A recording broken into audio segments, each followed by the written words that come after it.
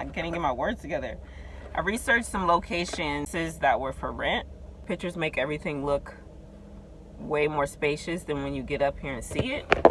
In this episode, I'm giving an update on where I am as far as building out my plant-based bakery cafe. I went to visit a few locations and was kind of disappointed, but also informed on just how long this process would actually take. Road. But the only thing is, like, it's like in a neighborhood. Like, I didn't think they would be like this kind of industrial type building in a neighborhood, but nonetheless. So I haven't gotten an email back from the people that put it up for sale or for lease. And then that's the only thing, is like people contacting me back. It's the waiting game in that. My next task is just to see how much it would cost to be a part of like a flea market or something, because I know you have to pay a fee to like occupy that space, and then maybe not, I don't know, we'll see. So that's my little update. Another facility, and I'll show you this one too, in like the Eco Union Koreatown area. So that's hitting a similar delivery radius to the Hollywood facility. Okay.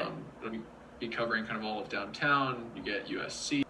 And as far as like all of your kitchens, you still include the $1,800 for utilities no matter where you are, right? There's no package that's everything.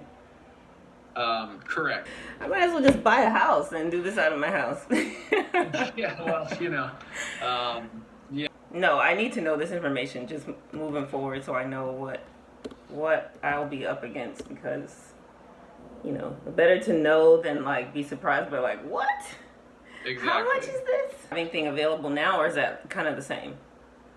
Koreatown has nobody on the list, and we do know that there's a kitchen opening up in like the next few weeks. Okay. So that one's pretty good. So I learned here that they basically take your money and put you on a wait list with never giving you an actual move-in date until there's space available. Does that sound like something anybody would want to sign up for? Absolutely not. South Bay. Too far. Yeah. It's online, in person, and then this phase is virtual delivery. Got it. So like on demand. Yeah. Order through Uber Eats, get it delivered in 20 Right. minutes. Kind of. Okay. Got it. Okay, cool. And the desire is just to have your own space where you don't need to share equipment, and it's because it like fighting for freezer space, fridge space, and then like a few of the items are gluten free, so those are the ones that I have to make like in house, because I can't risk the cross contamination, so Totally. Yeah. I get that. I've been I don't have celiac, but I've actually been like eating gluten free for about a year and a half, just because it's better. For my Yeah. So I totally appreciate that's a factor. This flea market up the street and a farmer's market, so I'm just trying to push it as much as I can. Yeah. Trying to keep the momentum going. Yeah. Totally.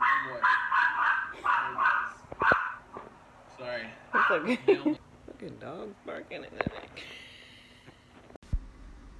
Aside from this being the longest interview conversation I had about signing up with a virtual kitchen, it was the most informative, and I got a lot of answers to my questions that you don't just get off a brochure.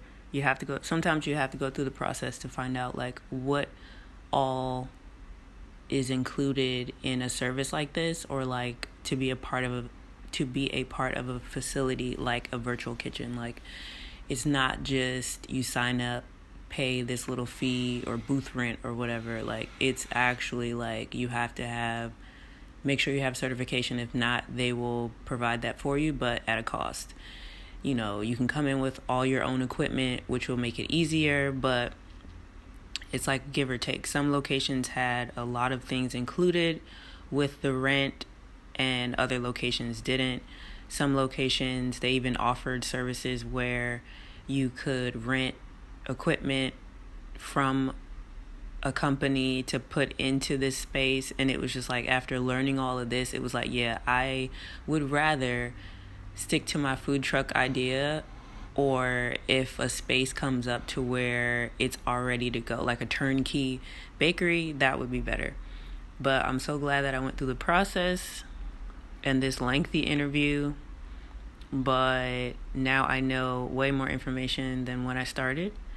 So I'm not going to bore you anymore with the details of this. I will let you stay tuned for the next video. Thank you for watching. Barely put out $15,000 up front to get all the equipment if you don't want to. Yeah.